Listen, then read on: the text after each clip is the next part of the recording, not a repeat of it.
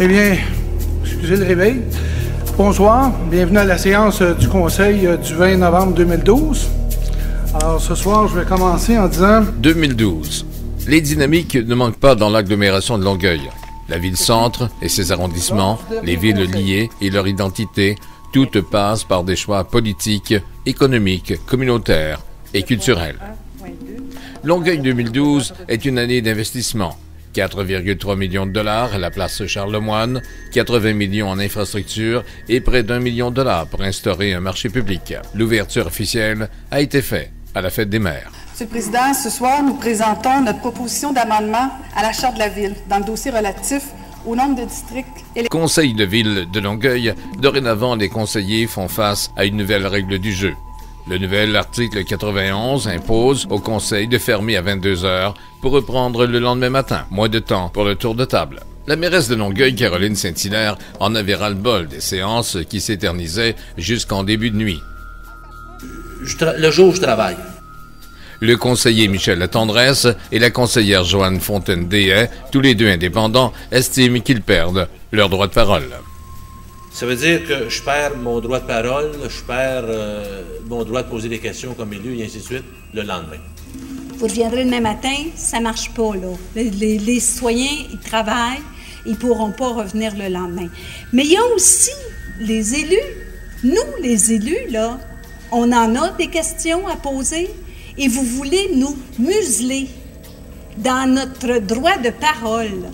Tout d'abord, vous dire, Monsieur le Président, que je ferai appel à vous pour peut-être retourner l'agenda à tous les élus pour que dorénavant l'habitude se prenne au niveau des indépendants et de l'opposition d'instaurer tout de suite à leur agenda le mercredi matin, 9h30.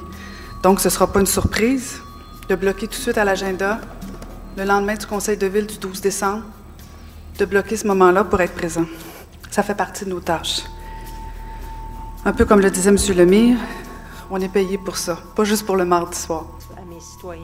La veille de Noël, cependant, l'administration Saint-Hilaire veut déroger à la règle pour les vœux de Noël. Pas question, dit le chef de l'opposition. Je vais faire du surf sur la proposition de Mme Déhay et je demanderai à tous mes collègues s'ils voyaient un inconvénient à ce qu'on s'offre un cadeau de Noël cette année. Celui de prolonger la séance afin de permettre à tous de pouvoir souhaiter ses vœux à ses citoyens. 21h59 et les gens d'en face n'ont pas réussi à passer leur message. Monsieur le Président, il faudrait dire oui. Moi, je compte le principe de prolonger la séance pour une raison, Monsieur le Président, c'est que si on le fait dans le futur, on va le faire à toutes les séances et non seulement qu'à une. Donc, on continue. Ce que vous avez proposé, c'est qu'on remet la séance au lendemain matin. Le virus des graffitis frappe dur. Gilles Grégoire fustige l'administration Saint-Hilaire en plein festival des percussions et l'artiste graffiteur Monkey est pointé du doigt. On ne peut pas laisser ces gens-là, même si on appelle ça de l'art urbain, commencer à travailler et à faire des dessins sur tous les bâtiments de la municipalité. Ce qui a été fait hier, nous, on pense que c'est d'encourager les gens à commettre des graffitis. Monique Bastien rétorque en soulignant qu'ils sont encadrés par des professionnels. Illégal, ça fonctionne. Les jeunes ont besoin d'une façon de s'exprimer. Ce sont des jeunes marginaux. Puis rentrer dans une ligne légale, moi, je trouve que c'est tout à fait louable et acceptable. Bonne nouvelle cependant, Bixi de Longueuil connaît un départ de Formule 1. Près de 400 personnes ont utilisé le Bixi pour traverser le fleuve, même si plusieurs en doutaient. Deuxième sujet, c'est les Bixi. Il y a une madame tantôt qui est venue s'en parler. Moi, je vais revenir parce que je me pose de sérieuses questions. Alors, j'aimerais ça, première des choses, savoir quand est-ce qu'il y a eu une étude sérieuse qui a été faite là-dessus. Je dis pas qu'on n'y a pas pensé à la ville de Longueuil. Là. Ça fait quelques années qu'on le sait qu'on en parle. Mais où est-ce qu'il a été l'étude et auprès de qui et avec qui? Dans le quartier, dans l'arrondissement 13, j'en ai jamais entendu parler. Et quand on dit que le Bixi traverse le fleuve, c'est sûrement pas avec des usagers dessus. Parce que ceux qui veulent traverser le pont Jacques-Cartier à Bixi, je vous souhaite bonne chance. Gestion animalière, les animaux de compagnie ont l'attention de la ville.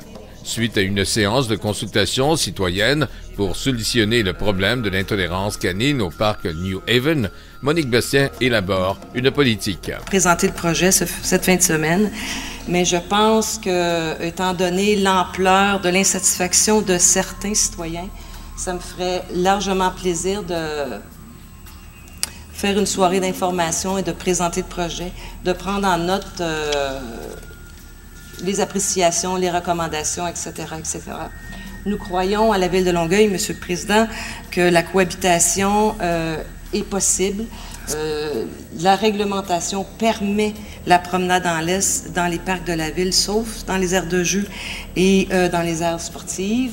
Alors, le parc est fréquenté présentement par des chiens, juste que la différence serait, et c'est vraiment pour éclaircir une situation, c'est qu'un parc canin est un endroit clôturé, alors sécuritaire. Je vous remercie, Monsieur le Président. Alors, j'annoncerai aux résidents qui ont laissé leurs coordonnées, là, je les ai toutes, la soirée retenue pour la soirée d'information. Merci. Merci, Mme Bastien. Monsieur le Président. Oui, Monsieur. Sur le même sujet, suite à plusieurs commentaires des citoyens, je me permets aujourd'hui de prendre la parole concernant la nouvelle politique du parc à chiens qui a été votée au dernier conseil municipal. Lorsque nous avons voté, nous avons cru que vous aviez fait, Mme Bastien, vos devoirs et que vous aviez consulté la population avant de choisir 2 nouveaux. Question de privilège, Monsieur le Président. Monsieur le conseiller Gladu atteint à ma réputation et suppose que je n'ai pas fait mon devoir. Moi-même, Monsieur. Je vous remercie. Peux-tu continuer? Monsieur Gagnon, je pense que je vous ai parlé je vais pendant demander silence dans la salle et d'écouter. Je comprends vos doléances, mais, Monsieur le Président, c'est intolérable qu'un collègue de travail s'en prenne à la réputation d'un autre collègue. Merci. Je m'excuse. Je n'ai pas voulu atteindre sa réputation. La seule chose que j'ai dit, c'est qu'il y avait des devoirs à faire de consulter la population. Ça n'a pas été fait. Je continue, Monsieur le Président. S'il vous plaît, Mme Bastien. Je continue, S'il vous plaît, Mme Bastien. Vous qui prônez la consultation des citoyens, vous ne croyez pas que dans ce dossier, ça aurait été pertinent? Je crois qu'avant de dépenser un montant de 150 000, qu'on aurait pu avoir une étude de plus poussée avec nos citoyens. Sur quoi vous êtes-vous basé pour choisir les 2 nouveaux sites?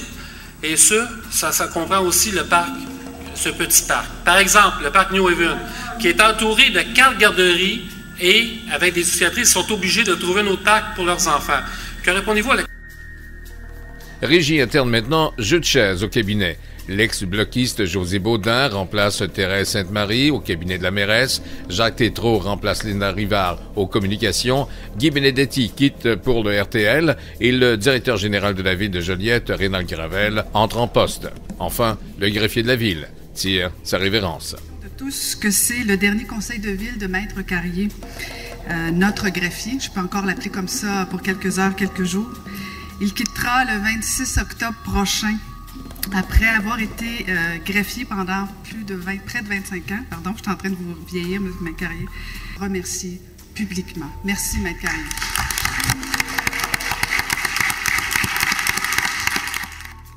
La réduction du nombre d'élus. Des élus entraîne...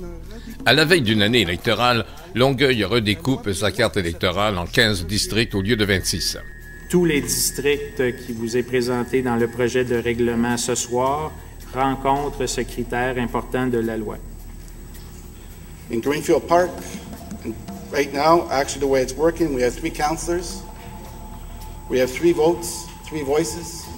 2013, we had 3 councillors, 1 voice. Et je demande le vote. Merci beaucoup. Action Longueuil présente 11 de ses 15 candidats lors d'une fête dans les districts nouvellement nommés. Je disais, Mathieu Jeannot, je suis président d'Action Longueuil. Je suis bien content que tu sois avec nous ici ce soir. Écoutez, ça fait maintenant 3 ans que l'équipe de Caroline Saint-Hilaire est à la tête de la ville de Longueuil. Alors, sans plus tarder, je vous présente et je vais les inviter à venir se joindre à moi en avant. Tout d'abord, Monique Bastien, qui sera la candidate d'Action Longueuil dans le district du Coteau-Rouge.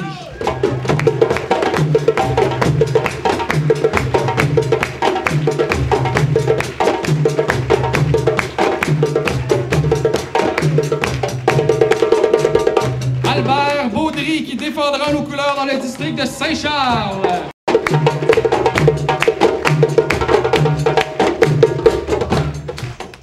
Éric Beaulieu, qui se présentera quant à lui dans le district d'Iberville.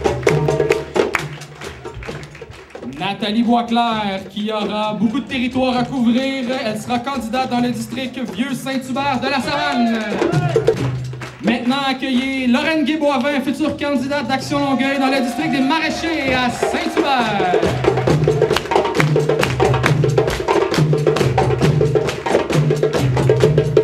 Veuillez accueillir Michel Lanctot, qui représentera l'équipe Caroline Saint-Hilaire dans le nouveau district d'Antoinette Robidoux.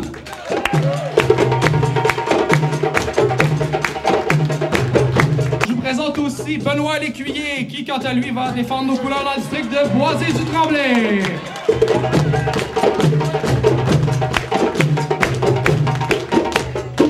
Michael O'Grady, qui sera le candidat d'Action Longueuil dans le district de Greenfield Park.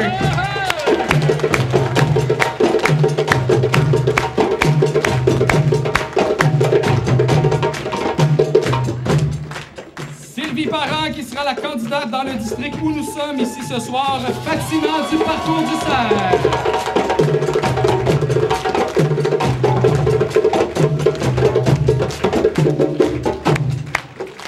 Jacques Poitras, qui représentera l'équipe Caroline Saint-Hilaire dans le nouveau district du Parc de la Cité.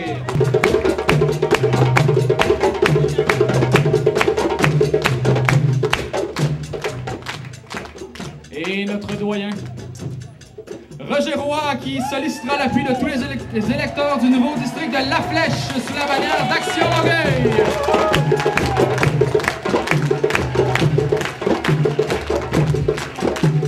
Et enfin, celle que vous attendez ce soir, qu'elle sollicitera un second mandat en tant que mairesse de Longueuil, notre chef, notre amie Caroline Saint-Hilaire.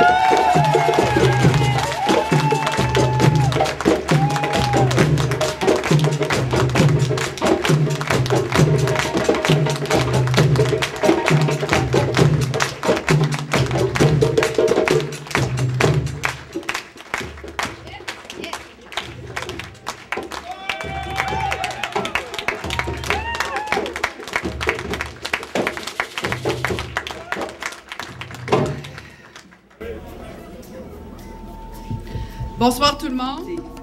Mes amis, je suis très fière, très fière de ce que nous avons accompli comme équipe. Et je sais que nous sommes ceux que Longueuil a besoin pour continuer d'avancer. Nous avons été et nous serons encore là dans un an pour amorcer notre deuxième mandat parce que Longueuil a besoin de nous. Et j'ai très hâte de répondre présent, avec des aides, de la trempe et de la qualité des élus que vous avez devant vous ce soir. Vous avez devant vous des hommes et des femmes solides qui voient au bien-être des citoyens de leur quartier, qui s'assurent que nous développons de manière responsable, qui ont à cœur l'importance de notre empreinte écologique et qui travaillent au quotidien pour vous. Je suis fière de mon équipe. Et Mathieu, tu as raison, je suis fière de ma ville, fière de ce que nous sommes, droit, responsable, rigoureux, transparent et honnête. Est-ce que vous êtes fiers de nous? On commence avec vous, attention! 1, 2, 3, 4, 1, 2.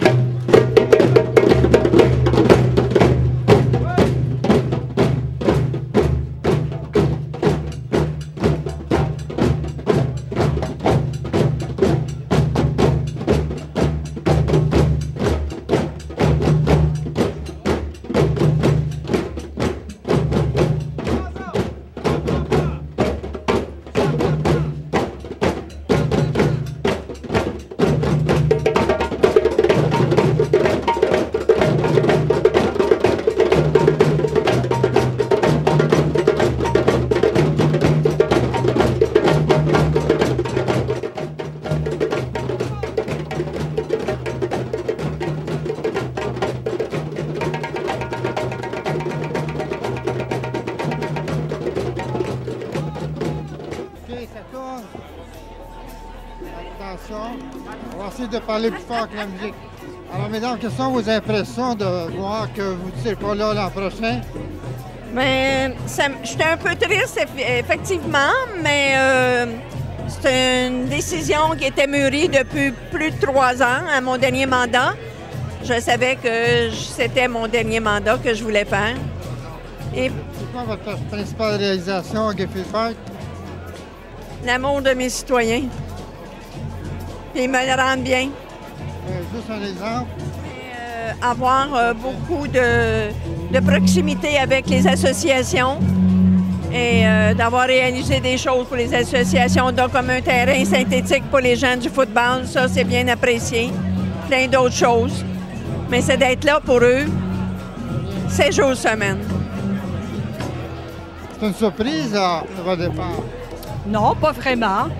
Non, c'est pas une surprise, c'est réfléchi aussi. C'était dans votre tête de faire un seul mandat? Je vais vous dire, honnêtement, au départ, je voulais faire 2 mandats. Mais la réforme de la carte électorale a fait en sorte que, bon, il y avait des conditions qui faisaient en sorte que j'étais moins intéressée. Alors, ça a été difficile pour moi là, de me faire à l'idée. J'ai quand même un pincement au cœur parce que j'ai adoré faire ce mandat-là. J'ai adoré être au service de la population, être au service des citoyens. J'ai appris énormément dans plusieurs domaines, plusieurs secteurs d'activité. Pour moi, en tout cas, ça va avoir été une période très, très riche. Mais bon, alors c'est comme ça, puis on fera autre chose, c'est tout. Quel a été votre principal dossier? Bien, ça a été beaucoup de la Commission de la sécurité publique. Et puis le dossier des communautés culturelles. Alors, on peut dire que ça a été les 2 principaux dossiers. Quelles sont vos impressions de c'était planifié de votre départ? Oui, moi, ça a toujours été une entente avec Mme Saint-Hilaire que je faisais un mandat. Je voulais vraiment aider une jeune femme arrivée en politique avec le poste de mairesse de Longueuil. Pour moi, c'est un objectif de l'aider. Alors, moi, j'ai été très choyée. J'ai des dossiers extraordinaires que je vais poursuivre pendant l'année qui vient d'une façon extraordinaire parce que les dossiers sont intéressants. Et moi, je vais prendre après ça le temps de choisir d'autres dossiers. Moi, je ne m'en vais pas en repos dans un an. Bien au contraire, j'ai déjà des projets. Alors, on vous en reparlera. De quoi êtes-vous le plus fier là, pendant votre mandat? La diversifier, c'est-à-dire la diversité de mes dossiers que j'ai eus. Je pense que l'Office municipal d'habitation, on a donné un coup de barre, on a fait des règlements vraiment très intéressants. La conférence régionale des élus, le plan quinquennal qui se prépare, j'ai eu une équipe extraordinaire. Toutes nos rencontres ministérielles ont été très, très, très fructueuses et on redémarre avec le nouveau gouvernement. Alors, tous les espoirs sont permis. Je suis très heureuse de tous les dossiers que j'ai eus, que j'ai encore d'ailleurs. Merci beaucoup, madame. Ça me fait plaisir. Le PML le fera au printemps 2013, nous dit le chef Gilles Grégoire. Joanne Fontaine quitte le PML et le comité consultatif d'urbanisme après 20 ans de service. Pas de regret, dit Gilles Grégoire. Il estime que le Bois-Mort quitte le PML et que cela laisse de la place pour la relève. Il y a plein de monde qui cogne à notre porte. On va vous emmener pour 2013 un programme moderne avec des nouveaux visages, avec des gens qui sont prêts à travailler pour Longueuil. Et vous allez voir que c'est un nouveau PML qui va voir le jour. C'est un nouveau PML qui va être sur la voie pour que les citoyens de Longueuil soient bien servis pour le prochain mandat. Ça fait depuis les années 80. Caroline Saint-Hilaire veut sa région administrative. Que tout ce qui arrive de majeur dans la zone métropolitaine, que tout ce que le gouvernement appuie avec force, ça concerne Montréal, ça concerne Laval. Je ne dis pas que le prolongement du métro à Laval, c'était pas une bonne idée. L'ex-ministre Laurent Lessard lui ferme la porte. C'est un nom au carré. Ce double nom au carré. Pourquoi le nom? Ben, c'est on ne se lancera pas dans une expérience de rembaucher, parce que ce que ça veut dire une région administrative particulière, c'est que là, il faut réembaucher un directeur territorial pour les affaires municipales, un directeur territorial pour la culture, un directeur territorial pour tous les ministères. C'est pas la question qui était adressée par la mairesse. Alors que la nouvelle ministre responsable de la Montérégie, Marie Malavoie, ouvre la sienne et forme le comité de travail en décembre dernier. Ce que je veux dire, c'est que ce ne sera pas un groupe d'experts universitaires. Ça va être un groupe où il y aura des acteurs de la région, bien évidemment. Je vous donnerai les précisions. Vous me donnez le nom, mais... Non, mais vous avez vu, par exemple, qu'il y aura un arrimage avec la métropole. parce que Longueuil fait partie de la communauté métropolitaine et donc il y a un ministre responsable de la métropole avec lequel on a également travaillé, dont le sous-ministre était d'ailleurs ici ce matin, parce qu'il s'agit de travailler de façon concertée.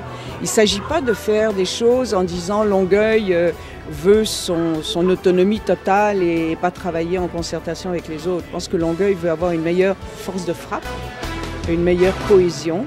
J'aimerais souligner que ce soir, nous déposons les détails du plan triennal d'immobilisation de la ville de Longueuil pour les années 2011, 2012, 2013. Le 17 octobre, le Parti municipal de Longueuil boycotte la séance à journée du Conseil. Étant donné le refus de cette Assemblée de nous faire bénéficier de plus de temps, il est dans notre intention, M. le Président, de ne pas participer aux délibérations des points mentionnés. Et j'aimerais, M. Carrier, que les motifs de notre dissidence soient inscrits au procès verbal.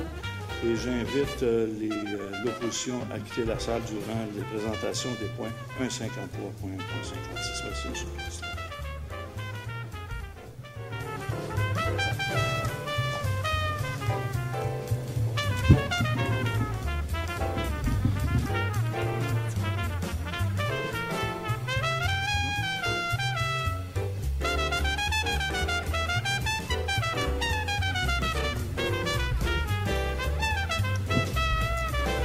Donc, 1.53,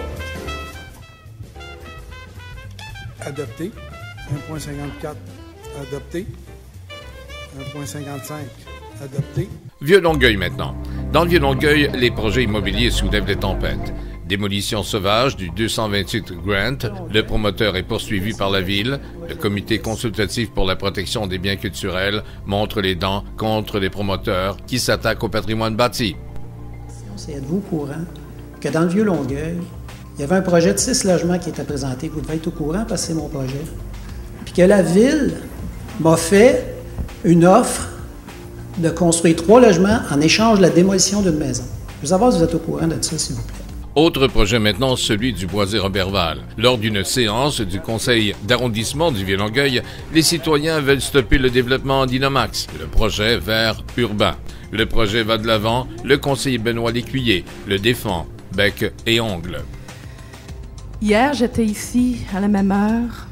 Il y avait une séance d'information sur le projet vert urbain avec le promoteur, M. Maltais, je pense, le promoteur d'Inomax, avec 2 fonctionnaires. Les élus étaient en arrière. Puis, mon Dieu, quelle différence avec aujourd'hui. Parce que hier, c'était pas une séance d'information, c'était une séance d'intimidation. Si j'ai bien compris, le promoteur et la ville ont fait venir des gens, les futurs clients du promoteur Inomax. Ils les ont assis en avant. Ceux qui veulent protéger le bois de Roberval, les gens qui ne le savent pas, le bois de Roberval, ça fait partie pour nous du Boisé du Tremblay. Comme je l'ai déjà dit dans le passé, Mme Irène, on vous a fait une présentation hier. Pour vous, ça vous a peut-être semblé de la confrontation. Pas juste à moi, mais à tout le monde. J'étais présent, puis j'étais à côté de vous en plus. Il faut se rappeler ça aussi. Je pense que les gens ici dans la salle n'ont pas le projet. Et ce que je tiens à vous rappeler, le projet qui a été présenté hier par la Ville de Longueuil et le promoteur est très avant-gardiste. Je pense que on l'a prouvé hier. Vous étiez, vous et Mme Lauzon, ce que je me rappelle, vous n'étiez pas pour ça. C'est correct, on vous a écouté, tout ça, mais je vous l'ai dit depuis le jour 1, quand on s'est appelé, depuis 1972, que c'est zoné habitation. Vieux-Longueuil toujours, Catania joue ses billes. Un projet de 100 unités de condos, coin Saint-Charles-Ouest et Joliette. Le comité de citoyens Gardonville plaide contre la dérogation mineure. Il n'en avait été informé que tardivement, ce que nie la conseillère Monique Brisson. Vous m'apprenez ce soir que le projet Catania a été accepté par la Ville de Longueuil autour du 15 avril. Pas accepté, c'est-à-dire a été introduit par Catania à la Ville le 15 avril. Mais au printemps, disons au printemps. Le printemps, c'est du 21 mars au 21 juin. Alors, disons, j'ai essayé de penser. On s'entend pour le printemps. On s'entend pour le printemps.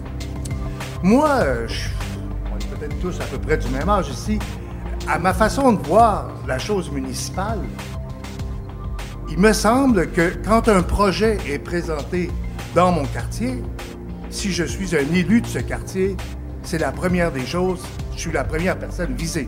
Parce que si moi, en tant qu'entrepreneur commercial, j'ai à solliciter un permis, la première des personnes à aller voir, c'est l'élu municipal de ce district, comme on le fait au provincial ou au fédéral. Effectivement, il y avait des procédures qui sont en place. C'est sûr qu'il y a toujours matière à améliorer et je pense que cette problématique-là va probablement favoriser de meilleures communications et je pense que le travail est fait quand même très bien compte tenu des informations que nous avions à ce moment-là. J'ai travaillé dès que j'ai pu avoir l'information. Je me suis mis en action. Merci, M. le Président. Madame Brisson a dit tantôt qu'après qu'un permis était émis, il y avait pas, le travail n'était pas tout nécessairement fait. J'aimerais savoir si c'est une nouvelle procédure parce que, à mon sens, quand un permis est émis, c'est parce que tout a été accepté et que le travail est terminé. Donc, le citoyen, peu importe quel qu'il soit, promoteur ou citoyen personnel, quand il y a émission de permis, c'est que le travail a tout été fait à l'avance, à moins que ce soit de nouvelles procédures que je ne suis pas au courant. Dans ce projet, la ville recule, le promoteur aussi. Entre-temps, l'UPAC fouille dans les bureaux de Catania. Les citoyens demandent comment la ville peut faire des affaires avec ces gens-là. Il me déplairait souverainement de voir la mairesse Caroline Saint-Hilaire et le président de l'arrondissement, Michel Desjardins, couper le ruban lors de l'inauguration de ces condos avec Frank et Paolo Catania. Si, bien sûr, avec ce qu'on apprend de la commission Charbonneau, les Catania avaient encore la liberté d'être présents. Autre dossier qui vient frapper à la porte du comité consultatif d'urbanisme, la colère de la Maison Bleue. Des citoyens contestent un permis de construction sur un terrain en plein cœur du site du patrimoine du Vieux-Longueuil. Brigitte Purka, accompagnée de la comédienne Danielle Bissonnette, réclame justice et condamne le permis de construction d'une serre accordée à une résidente de la rue Saint-Thomas, dans le Vieux-Longueuil. J'en ai pour 3 minutes, monsieur. Déjà, vous en avez beaucoup pris de temps, présentement. Bon. Alors, écoutez, ça s'achève. Bon. Que l'actuel comité consultatif pour la protection des biens culturels de Longueuil soit réformé, puisqu'il n'a pas géré avec discernement au moins 3 dossiers. Celui-ci, celui de Catania et celui de la démolition du 226, 228 de la rue Grande. 3 dossiers qui ont suscité une riposte indignée de la part d'un bon nombre de résidents du Vieux-Longueuil. Qu'un comité de sélection soit institué pour le recrutement des membres du nouveau comité, que le comité de sélection respecte lors de ce recrutement les recommandations formulées à cet effet dans la nouvelle loi du patrimoine culturel du Québec, à savoir que les membres du comité possèdent tous des compétences académiques ou professionnelles en matière patrimoniale. Qu'il soit clairement signifié aux membres du comité réformé que leurs avis sont tenus de respecter scrupuleusement les principes du cadre de gestion du patrimoine architectural ainsi que de la loi sur le patrimoine culturel du Québec.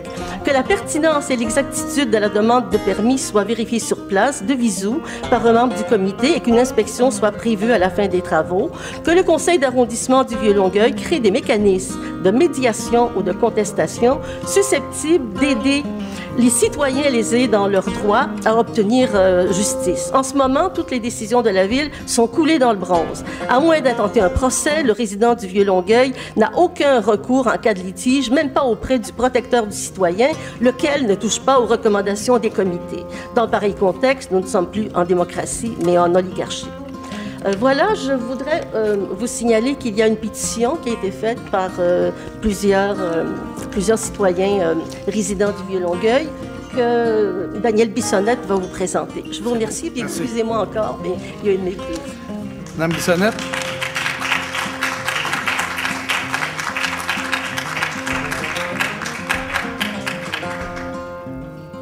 Madame la mairesse, Monsieur le Président, les chers élus, je serai très brève, tout a été dit. J'ai ici avec moi plus de 50 pétitions qui ont été signées de personnes qui ont été mis au courant de la situation chez Madame Gascon de la construction de la serre, de cette serre qui est vraiment une immense structure en bois, beaucoup de bois qui va être chargé de toutes sortes d'effets qu'elle achète partout, ce qui veut dire que ça va être une masse obscure, opaque, devant la maison, la toute petite maison de derrière.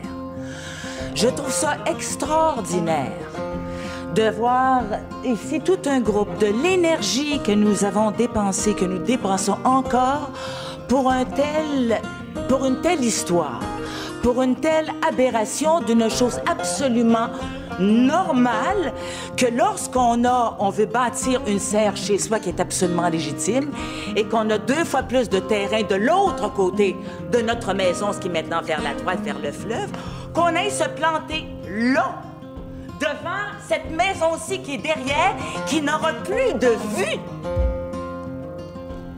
J'ose espérer, je crois.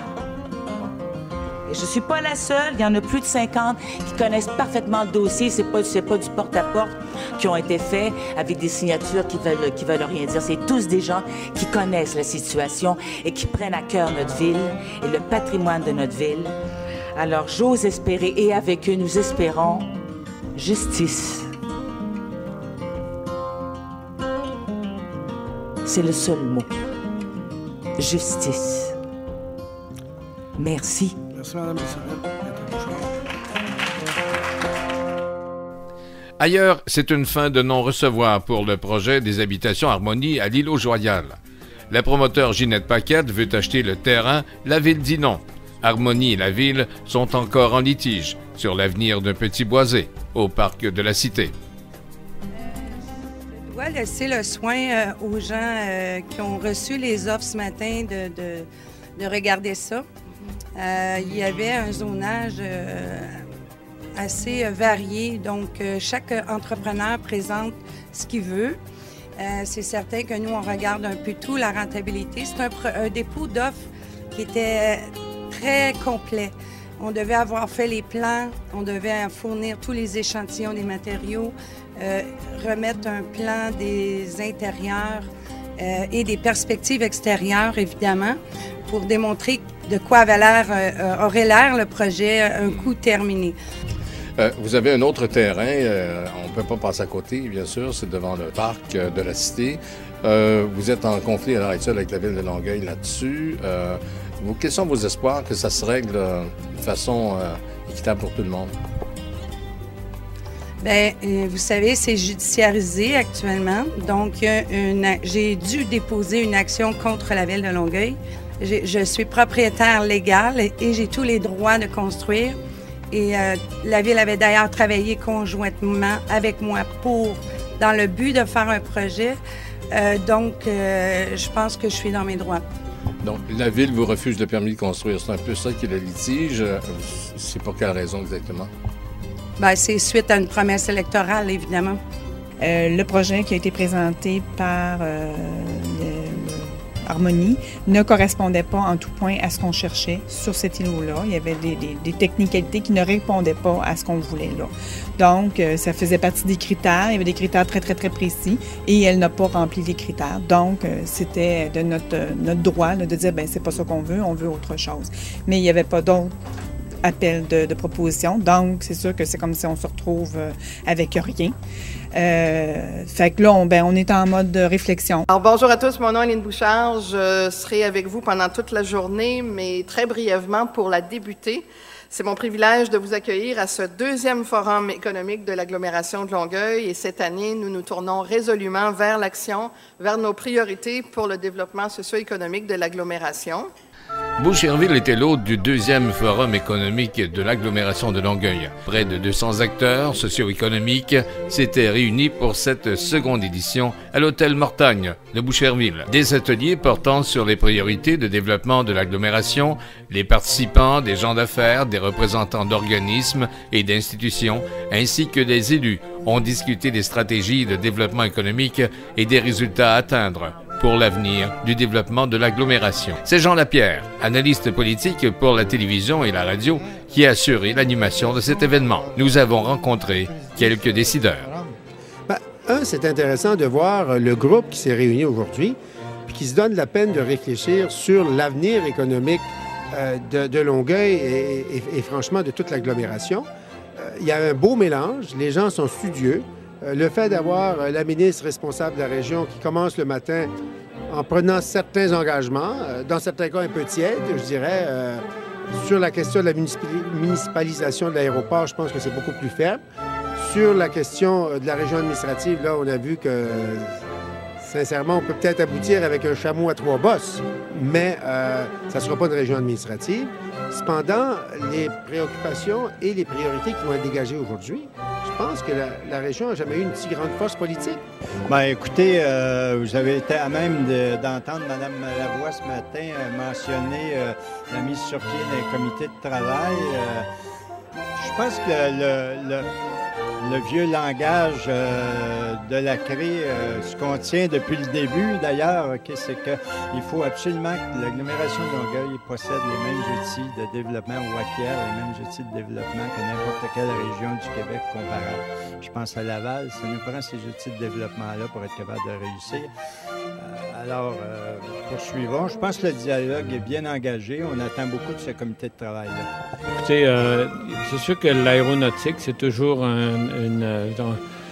c'est toujours cyclique. Il y a des hauts et des bas. Alors, parfois, on doit arrêter. Il y a des coups de main-d'œuvre. Il faut regarder tout ça.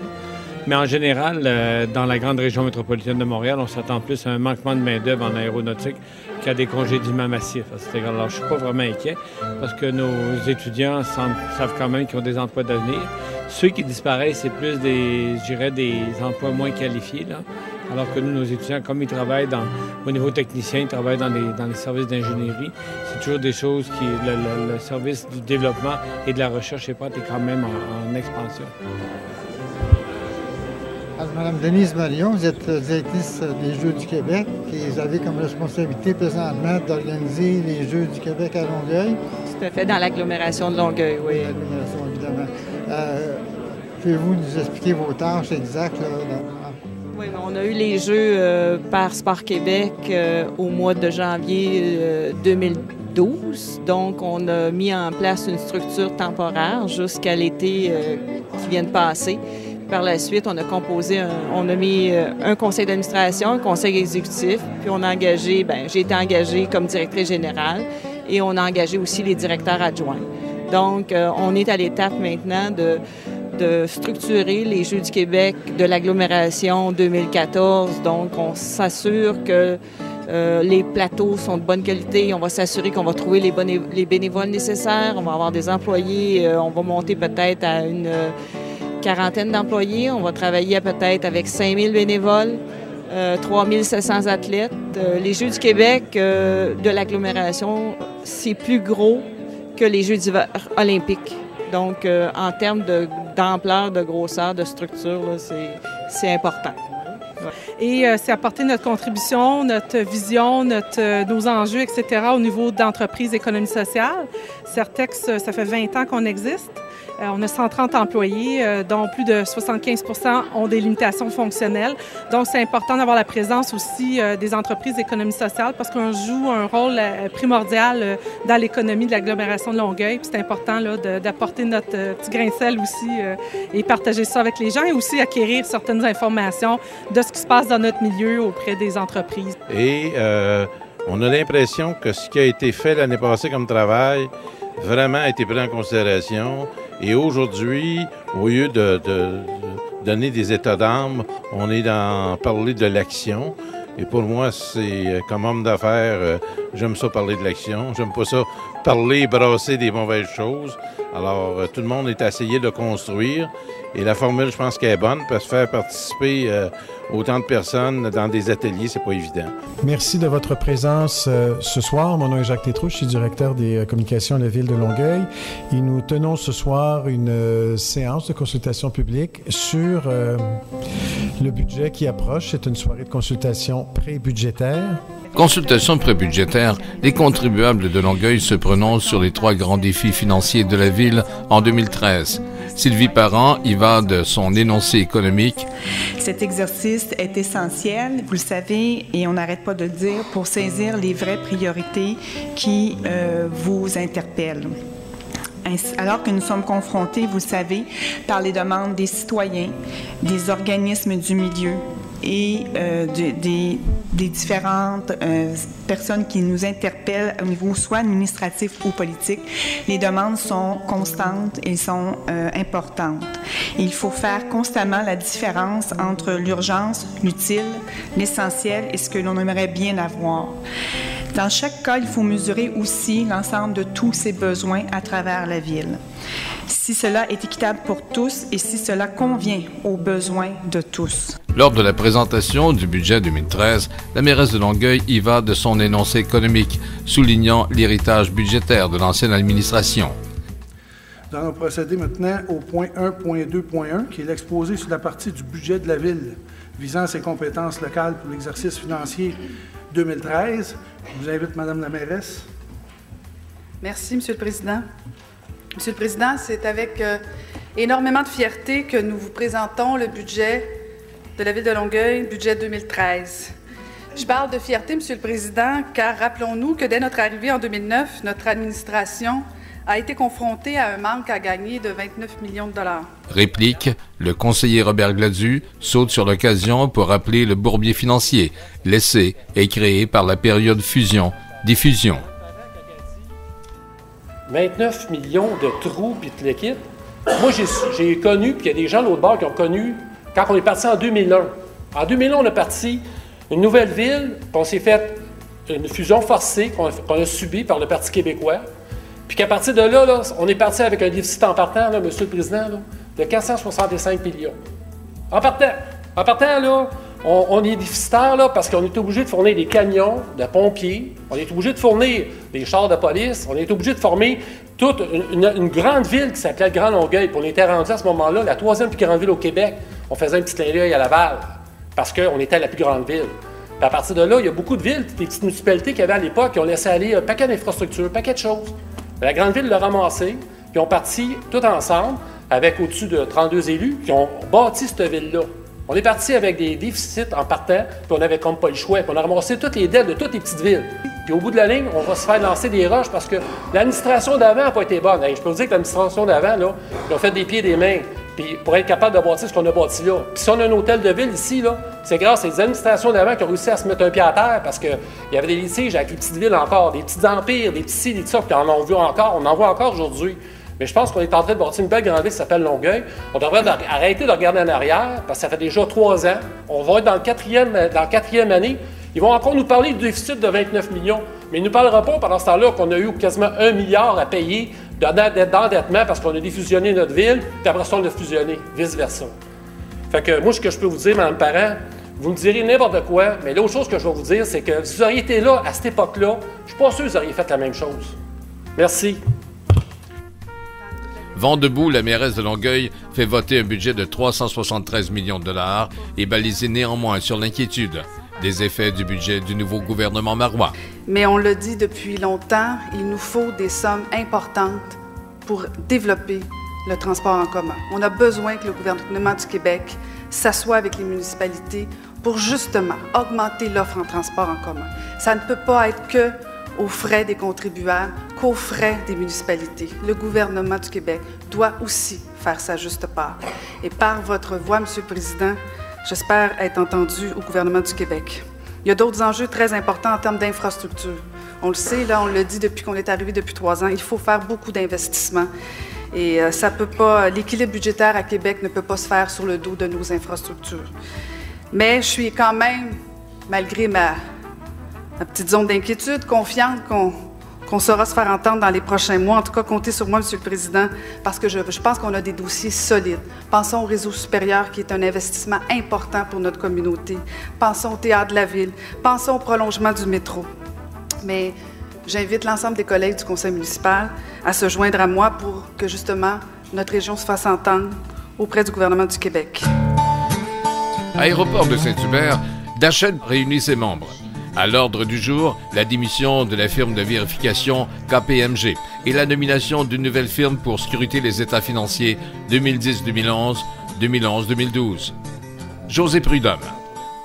En fait, la portion du vérificateur a bien été. On a fighté un peu ça parce qu'on voulait s'assurer de l'indépendance du vérificateur et on a un délai. Le mandat a été donné aux membres de trouver un vérificateur. Donc ça s'est très bien terminé. Le juridique plane toujours au-dessus de l'aéroport de Saint-Hubert. Le chassé-croisé, des recours juridiques se poursuit. Tout le monde poursuit tout le monde. José Prudhomme.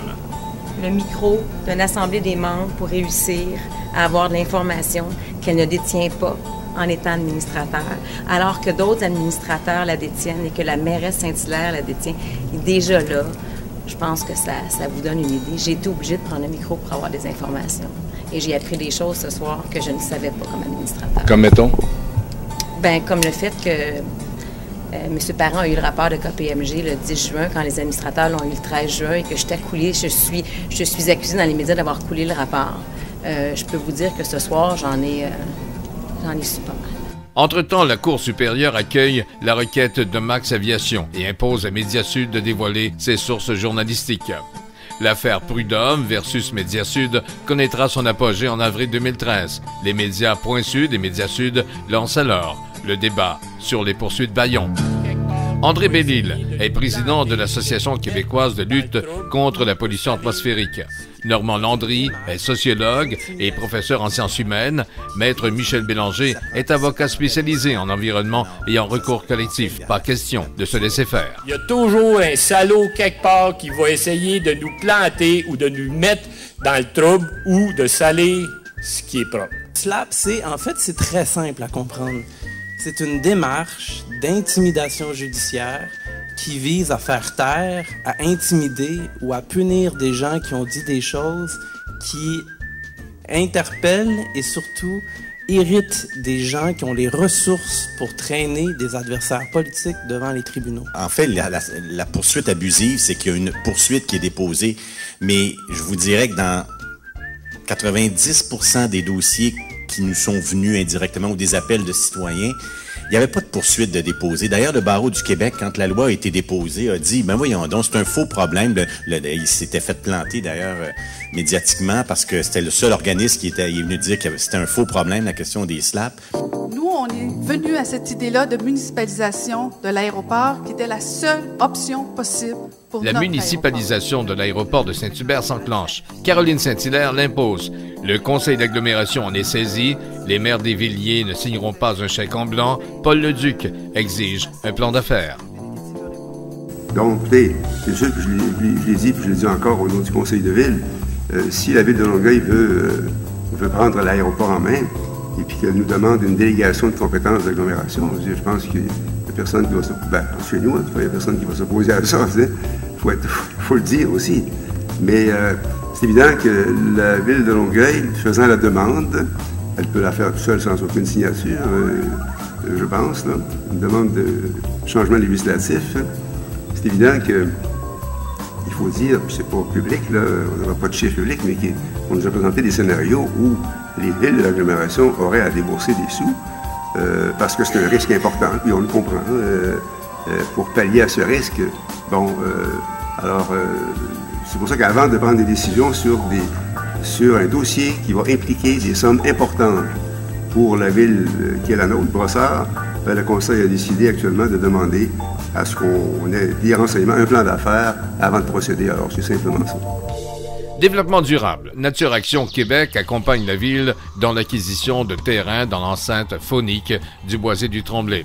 Christian Simard reçoit 123 000 $ pour conseiller la ville pour mettre la main sur 80 des 167 hectares de la réserve du Boisé du Tremblay qui sont encore entre les mains d'intérêts privés. Le boisé s'étend, lui, sur 382 hectares, dont 110 se trouvent à Boucherville. C'est à l'intérieur du boisé du Tremblay. Vous savez, la création de la réserve faunique du boisé du Tremblay nous amène à une autre étape qui est qu'à l'intérieur de ce boisé-là, il y a des terrains qui appartiennent à des propriétaires privés. Il y en a à peu près une douzaine. Et la façon de faire, c'est de les approcher, essayer de négocier, de donner une valeur marchande à ces terrains-là et d'arriver à un compromis pour l'acquérir, pour faire la création totale de la réserve faunique. En juin 2012, voici Longueuil 2035. Changement de climat, la gestion du territoire, Longueuil jette un regard sur l'avenir et dévoile ses orientations de développement durable lors des conférences Longueuil durable. Merci beaucoup pour votre question. Effectivement, si on parle de bruit, c'est effectivement une nuisance et c'est considéré comme une pollution par le bruit. Donc, effectivement, c'est important et on en prend note. On va intégrer ces externalités que je considère négatives comme un élément de prise en considération à l'intérieur de notre plan de développement durable. Vous faisiez rapport au rapport Flanagan. Bien, le rapport Flanagan proposait justement de faire en sorte de doter la ville d'un plan de développement durable et c'est ce qu'on essaie de répondre aujourd'hui. En ville, je vous demanderai d'accueillir M. Alexandre Turgeon. Les experts nous parlent de modèles de collectivité durable, Alexandre Turgeon, Tommy Monpetit et David B. Hanna. Des villes durables, des villes plus denses, des villes où on a davantage de mixité des fonctions, des villes qui font davantage place au transport actif, au transport en commun. Qu'est-ce que TOD au fond? Eh bien, c'est de la qualité de vie d'abord. Mais qualité de vie définie comment? Bien, par des aménagements globaux, intégrés de développement qui placent les besoins humains d'abord, l'automobile en filigrane. Il faut faire avec ce qu'on a, mais on est déjà un très, très, très bon exemple pour le restant de la communauté métropolitaine de Montréal. Comme je l'ai dit tout à l'heure, le plan de conservation de la ville de l'agglomération de Longueuil, dont la ville de Longueuil fait partie, pourrait facilement être exporté.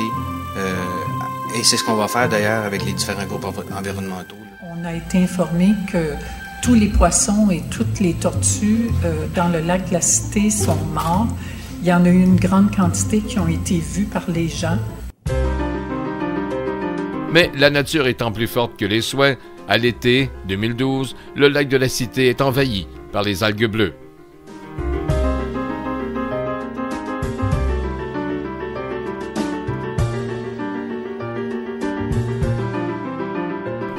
Saint-Bruno maintenant.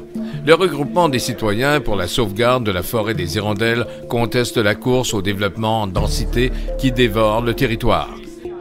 Monsieur Martin, moi je suis ici en tant que citoyen propriétaire depuis 1996. Les opposants font la guérilla politique au maire Benjamin sur la question de l'environnement. Ici en tant que père, je suis ici en tant que citoyen. Est-ce qu'on parle des appauvrir le patrimoine pour enrichir le sénateur. Voilà. Cette histoire devient une épine dans le pied du maire. Il le suit comme une plaie, de son propre conseil de ville à celui de l'agglomération. Ma question se rapporte à l'agglomération de Longueuil.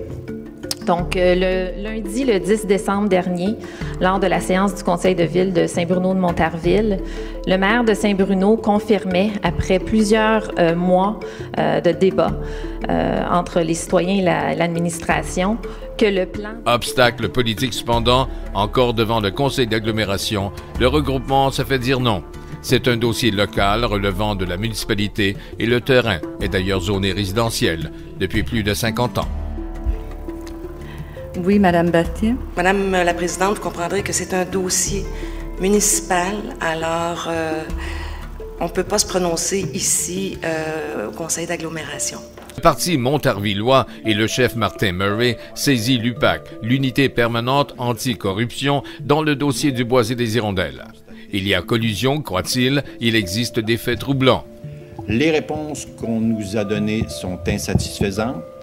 Nous considérons qu'il est nécessaire d'aller plus avant et de creuser ces dossiers-là. Et si l'UPAC, elle, ne trouve rien, tant mieux. Si effectivement elle trouve des éléments qui sont gênants pour l'un ou pour l'autre, elle fera son travail. Et je pense que c'est le devoir de tout citoyen. Et c'est le message que je lance aujourd'hui, là. Parce que vous n'êtes pas sans savoir aussi que, comme on est en politique, certaines choses viennent à nos oreilles. Et d'ailleurs, incidemment, moi, je suis disponible auprès de l'UPAC. Si l'UPAC décide de m'interroger, je suis prêt, effectivement, à dire tout ce que je sais sur un certain nombre de choses. Mais encore une fois, on est dans le domaine des rumeurs, voyez-vous. Mais dans ce dossier-là, ce sont des faits précis. Et pour nous, il est important que l'UPAC regarde ça de près. Cette espèce de situation troublante, gênante entre différents acteurs, pour nous, et quand on a une unanimité, je parle d'unanimité, si vous feriez un référendum à Saint-Bruno par rapport à la protection du boisé des hirondelles, je suis convaincu que la protection l'emporterait largement. Alors, à partir du moment où on se questionne, on veut obtenir des réponses. Et c'est en faisant cette recherche-là qu'on a eu des faits troublants.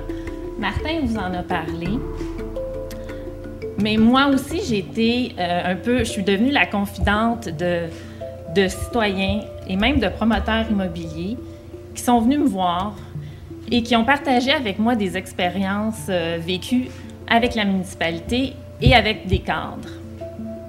Alors, ces informations-là, elles sont très pertinentes et moi, elles me portent à croire qu'ici, à Saint-Bruno, oui, il y en a de la collusion, oui, il y en a de la corruption. J'ai pas peur de vous le dire. Alors aujourd'hui, vous manifestez contre... Toujours dans le domaine de l'environnement, les députés du nouveau Parti démocratique de la Rive-Sud souhaitent un réaménagement de la pointe de Longueuil.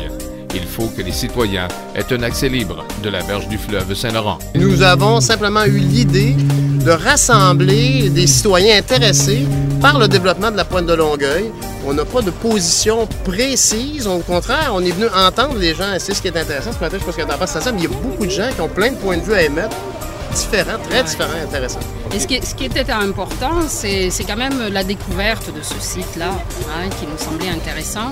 Et donc, d'où l'appel à cette invitation lancée à nos commettants pour qu'ils soient présents lors de cette visite de ce site. Donc, c'est pas du tout une manifestation.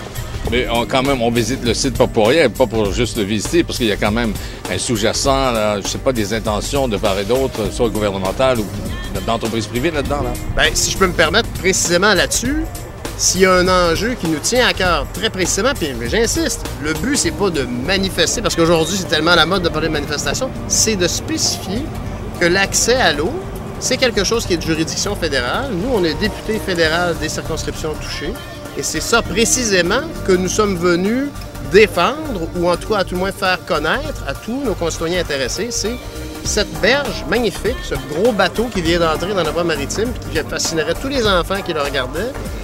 Ça, c'est de juridiction fédérale et c'est notre devoir d'aviser les citoyens qu'il y a un enjeu là, puis qu'il faut juste s'assurer que ça, c'est préservé, que c'est maintenu. Donc, vous vouliez donner accès, finalement, aux gens à cette merveilleuse place, c'est un peu ça. Est-ce que vous avez, je sais pas, des projets en tête, par exemple, pour l'aménagement de ça ici, là? Absolument pas. On n'a pas de projet de développement en tant que tel. Notre première intention, c'est comme je vous ai dit, de faire découvrir le site. Comme vient de le préciser donc Pierre, c'est vraiment cet accès au fleuve qui nous semble intéressant. Le site s'y prête complètement. C'est naturel. Donc en termes, si cette dimension est prise en compte, nous, en tant que députés fédéraux, également, aller être des partenaires aussi et aller voir au niveau des possibilités financières du fédéral et apporter ça en surplus. Idéalement, qu'est-ce qu'on devrait faire avec ça ici, là? Un parc pour les enfants, un lieu d'interprétation? Moi, je vous dirais là-dessus précisément que notre souci étant bien sûr de préserver l'accès naturel au fleuve. Il ne faudrait pas l'impliquer ou l'implanter dans le réseau de Parc Canada, par exemple? C'est une option qui pourrait être intéressante. C'est le genre de choses que nous proposons à la Ville d'explorer s'il y a un intérêt, si les citoyens, parce qu'on ne peut pas parler de la Ville sans parler des citoyens. Donc, on est là pour représenter la volonté des citoyens. Il y a des enjeux de taxation foncière qui sont à considérer aussi.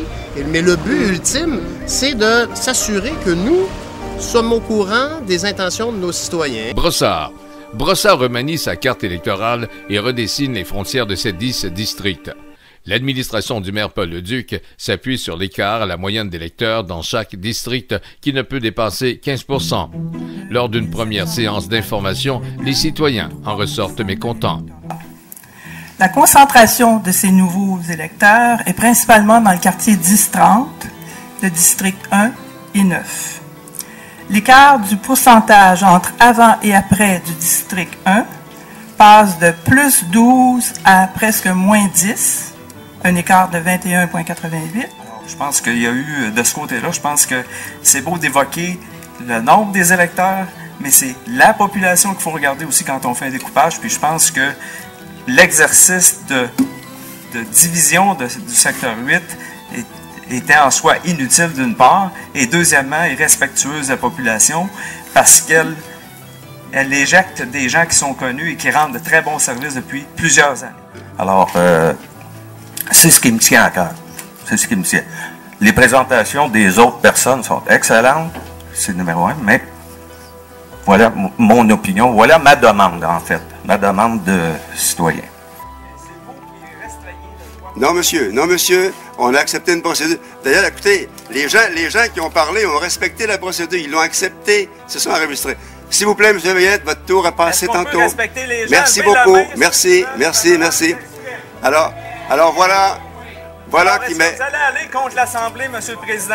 Voilà qui met fin à la réunion. Vous allez aller contre la démocratie. Voilà, écoutez, c'est votre opinion à vous, hein. Si vous ne voulez pas respecter la procédure, M. Gagné aussi, s'il vous plaît. Oui, mais écoutez, tantôt, vous essayez de nous museler. Qui a demande d'ajournement? Monsieur le Président... Je propose que la séance soit ajournée, Monsieur le Président. Que la séance soit ajournée, donc on ajourne. On ajourne. Enlève ta gomme. Le seul conseiller de l'opposition à siéger au conseil de ville et chef de Démocratie Brossard, Antoine Assaf, s'oppose au redécoupage. Certaines, les écarts entre différents districts vont être beaucoup plus petits. Actuellement, il y en a qui sont à plus ou moins 15% de la moyenne. Et nous, on va être au maximum à moins 10, là où il y a le développement. Ils sont beaucoup plus concentrés et le poids supporté par chaque conseiller va être beaucoup plus proches les uns des autres. Bon, on a respecté la loi. Ça nous a été confirmé par la compagnie avec laquelle on a travaillé, qui sont vraiment au courant des lois et des règlements. Alors, tout ce qu'on a fait est conforme à la réglementation et aux lois en vigueur. Donc, écoutez, c'est sûr qu'il y a un processus normal qui est entamé à compter d'aujourd'hui, avec tous les délais que vous connaissez, pour que les citoyens puissent être informés, puissent même contester s'ils le désirent. Le principal mandat de la Commission de la représentation électorale, c'est évidemment, puis vous l'avez probablement vu au cours des dernières années, la carte servie aux dernières élections générales provinciales. Donc, vous pouvez le constater ce soir, la Commission a aussi des responsabilités qui sont différentes, mais elle a des responsabilités dans la délimitation des territoires électoraux municipaux. Suite à une séance publique, la Commission de révision électorale dépose sa décision. Adopté le 14 mai dernier par le conseil municipal, le redécoupage des 10 districts électoraux est quelque peu modifié. Il est important pour préserver le patrimoine de Brossard que les districts contiennent la majorité des rues du secteur qui les composent. Il faut tenir compte de ça aussi. Un autre facteur que nous, on ajoute à ceux qui nous sont déjà imposés par la loi. Alors, on calculait ça si on faisait un secteur, un district électoral, par lettre, ça nous prendrait 14 districts, parce qu'il y a 14 lettres qui forment des secteurs. Certains où il n'y a pas beaucoup de population, d'autres où il y en a plus. Comme par exemple dans le parc industriel, les lettres I et J, où il y a peu de population, mais ailleurs, il y en a beaucoup. Donc, bien sûr qu'on a 10 districts, donc on peut pas. Il faut marier dans un secteur 2 lettres à l'occasion, comme c'est le cas dans la carte actuelle, comme c'est le cas dans la carte proposée. Maintenant, on arrive aux propositions citoyennes qui nous ont été présentées en avril lors d'une réunion de consultation. Alors, c'est des propositions qui ont été évaluées. Je le disais tout à l'heure, c'est les 2 propositions. On en a 2 qui ont été évaluées, en plus des 7 qui avaient été analysées ici au département de la Greffière avec M. Lortie. La plupart des districts électoraux sont modifiés, si je comprends bien, la grande majorité. Pas vraiment. On s'est servi du découpage de la ville comme toile de fond. Alors, à partir de ce découpage-là, on a simplement fait des ajustements pour réduire les écarts et réduire également le nombre de résidents, d'électeurs, d'un district à l'autre. Le 34 %, il existe. 33,7 % je crois, là, il existe. Alors, nous, on a ramené ça à 18 %. Comme ça, la charge de chacun des conseillers est beaucoup plus équitable de cette façon-là. Messieurs les commissaires, avez-vous des questions? Monsieur Jean, avez-vous des commentaires, des questions posées? J'aimerais peut-être vous en poser une, si vous me permettez. Quand vous dites que votre découpage respecte l'homogénéité socio-économique, vous avez fait du terrain, vous vous êtes basé sur quoi pour arriver à cette conclusion? De un, je suis à Brossard depuis 36 ans. Je connais pas mal ma ville. Nous avons, au fait, j'en suis une qui est partie des P. Dans les P, vous avez principalement des duplex. Et j'ai acheté une maison dans les S. On a vraiment un profil socio-économique dans chacun des secteurs lettrés de Brossard. Les A et les B, par exemple, sont probablement le plus vieux secteur. Le M, c'est également le plus vieux secteur. Bien entendu, les C et les L sont les plus nouveaux. Si on vous dit que quelqu'un dans votre famille déménage dans les L, il y a des grosses chances qu'il a gagné à la loterie. Parce que c'est des maisons très, très, très dispendieuses comparativement, par exemple, aux maisons DM qui sont là depuis 40, 50 ans.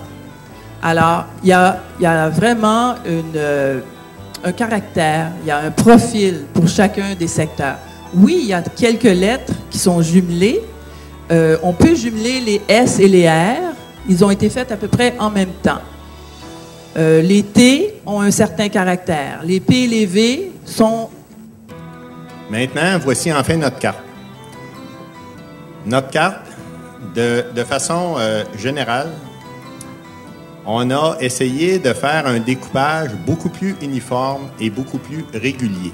On a voulu que mon expérience de candidat m'a permis de constater, de même que quand je parlais avec d'autres candidats, moi je m'étais présenté comme indépendant, mais c'est que souvent, encore hier soir, une dame me disait que souvent on se ramassait, là, il y avait des candidats qui faisaient du porte-à-porte, mais dans le district du voisin, parce que là, c'était tellement compliqué le découpage que les autres ne comprenaient pas ça. Il n'y a eu aucun changement effectué suite à l'Assemblée de consultation, malgré les nombreuses présentations des citoyens. C'est beau de mettre non conforme sur des cartes, mais il y a certainement des éléments qui auraient pu être retenus de ces cartes-là. Si vous regardez de façon générale notre découpage, quand je prétends qu'il est beaucoup plus uniforme, mais il y a une grosse partie qui est le fleuve Saint-Laurent. Et les poissons, les grenouilles n'ont pas le droit de vote, et les pêcheurs, ben, ils vont voter quand ils retournent le chaloupe. Fait que si on enlève ça, si vous enlevez la partie des districts 4, 5, 6, 7 et 8, vous allez constater que ces districts diminuent pratiquement de moitié et deviennent, oui, encore des rectangles, mais pratiquement bien proches du carré.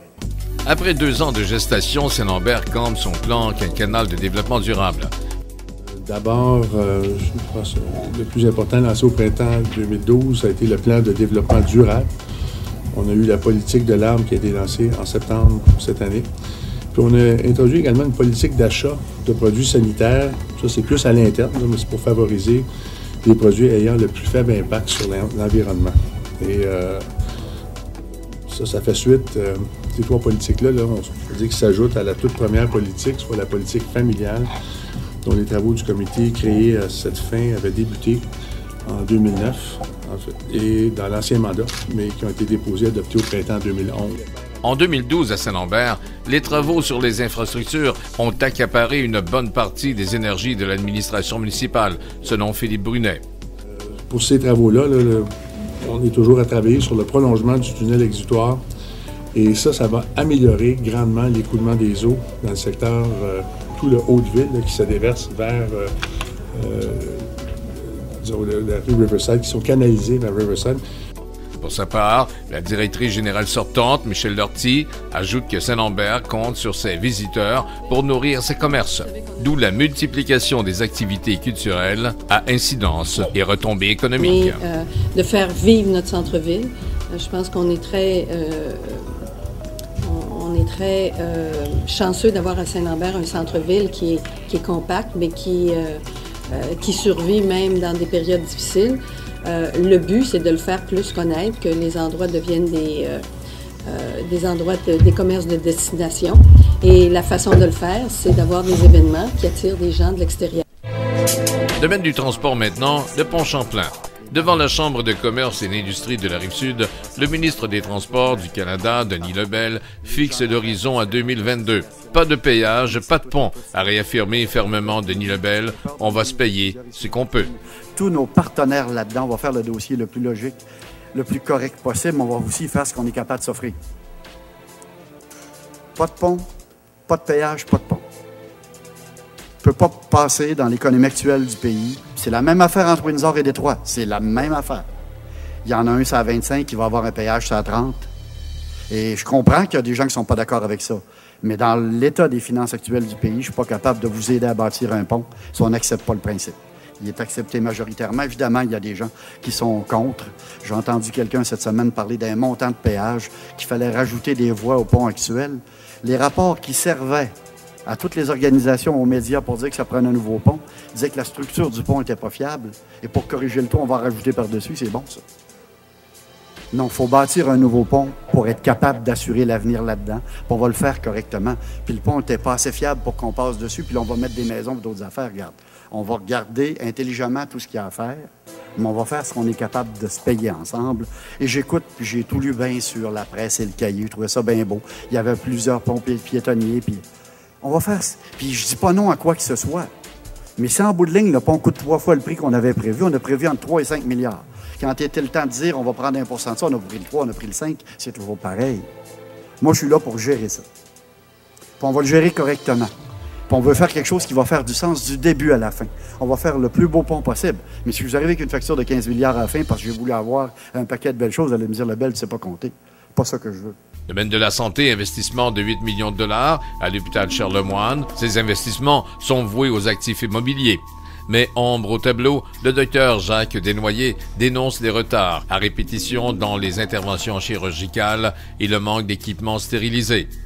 Les administrateurs de l'hôpital Charlemagne ont un centre d'oncologie de 50 millions, dit-il, mais on a oublié de construire le bloc opératoire qui vient avec. On explose de l'intérieur et les soupapes ne peuvent plus tenir la pression. À l'Agence de la santé et des services sociaux de la Montérégie, on renouvelle le contrat de service avec 16 entreprises ambulancières. Mais la veille de Noël, ce sont les brancardiers qui poussent sur les moyens de pression. Une entente de principe est désormais signée.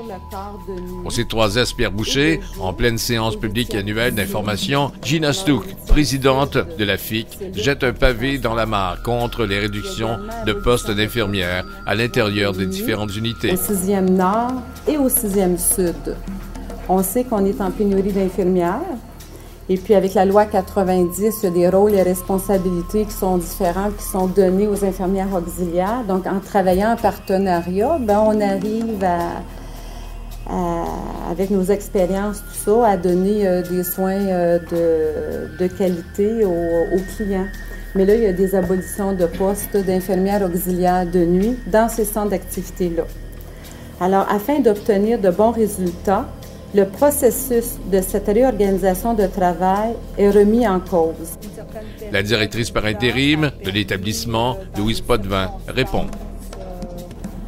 Particulière, je dirais, lorsqu'il y avait des personnes soit en congé, maternité ou absence ou poste vacant ou invalidité. Bon, il y a des moments dans les équipes où il y a des gens qui sont absents. S'il y a des lits fermés, bien évidemment, ça permet d'atteindre les deux objectifs, soit d'ajuster la structure de façon fortuite. Donc, Gabrielle, pourquoi c'était important pour vous de faire une manifestation à Longueuil aujourd'hui? La hausse de frais. En 2012, la grève étudiante a enclenché tout un mouvement social. C'est notre premier sujet en ce moment. On s'oppose à la marchandisation de l'éducation parce que ça va endetter les étudiants, ça va réduire l'accessibilité aux études. Puis on veut décentraliser cette lutte-là, puis en amener une partie à Longueuil, dans nos rues, pour aller toucher le plus possible les citoyens, dans le fond, les villes en dehors des grands centres, pour justement être capable d'étendre l'idéologie, une idéologie plus sociale à tout le monde. Qui vient de nous compter, on est 752. Wow. 752. Ouais. Alors, le monde en a ras-le-bol. Si M. Charest ne comprend pas, c'est qu'il ne veut rien comprendre, tu sais. Parce que là, on a dépassé vraiment la manif des étudiants. On est rendu dans des strates sociales complètement tout azimut, si on peut dire. Là. Non, mais ce soir, regarde ça, là. Ce soir, toutes les générations sont là. Ouais. des familles, des enfants. Un peu partout au Québec, c'est comme ça actuellement. C'est très festif, là, les gens rient, on s'amuse, mais en même temps, on affirme quelque chose. On dit qu'on n'acceptera pas que monsieur le gouvernement Charest réduise nos droits, qu'il diminue nos droits. Élection 2012. En janvier 2012, les odeurs d'élection générale planent dans l'air. La co-porte-parole et présidente du Parti Québec solidaire, Françoise David, passe à Longueuil. Dans cette odeur d'élection générale, Québec solidaire des circonscriptions de La Porte, Marie-Victorin et Taillon invitent leurs membres et leurs militants à parler d'avenir. Droite, centre-gauche, c'est ce qu'on est finalement, bicéphale, si je peux dire. C'est difficile à dire. Moi, je pense qu'il y a encore des valeurs profondes au Québec, d'égalité entre les hommes et les femmes, d'égalité des chances, de justice. Il y a de plus en plus de Québécois sensibles aux questions environnementales aussi. Ça, je le crois vraiment, parce que j'en rencontre tous les jours.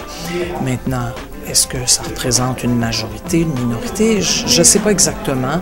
J'ai l'impression que le Québec est quelque part au centre, gauche parfois, un petit peu plus à droite à d'autres moments. C'est assez mouvant finalement. Mais je rappelle quand même qu'en mai dernier, le Québec a été capable de voter massivement pour le NPD. Élire un gouvernement... Autre parti, le chef de la coalition Avenir Québec, François Legault, est sur le terrain avec ses troupes. Il nous présente en plein été sa vision d'un gouvernement caquiste. On ne peut pas vraiment faire de changement.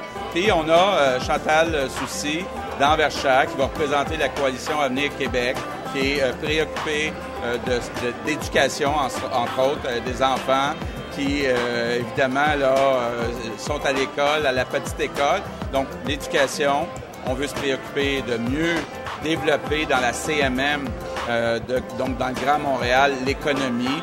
Puis sur la Rive-Sud ici, c'est un des pires endroits concernant les délais d'attente dans les urgences. On parle de 19h30 en moyenne dans la Montérégie. 4 septembre, jour du scrutin. L'avocate et ancienne journaliste Nathalie Roy confronte Monique Richard le 4 septembre. Les jeux sont faits, défaite crève-cœur pour la députée péquiste sortante. C'est un grand privilège. Comme vous le savez, ici, c'est une nouvelle circonscription, Montarville, hein, c'est tout nouveau. Et puis, lorsqu'on a démarré cette campagne électorale, c'était une course à 3. Et plus la campagne a avancé, plus on a vu, puis on a compris ce que les gens de Boucherville et les gens de Saint-Bruno voulaient.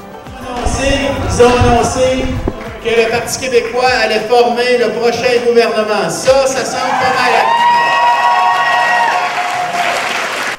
C'est le Parti québécois qui dirigera le gouvernement québécois, avec une minorité parlementaire. Une femme première ministre.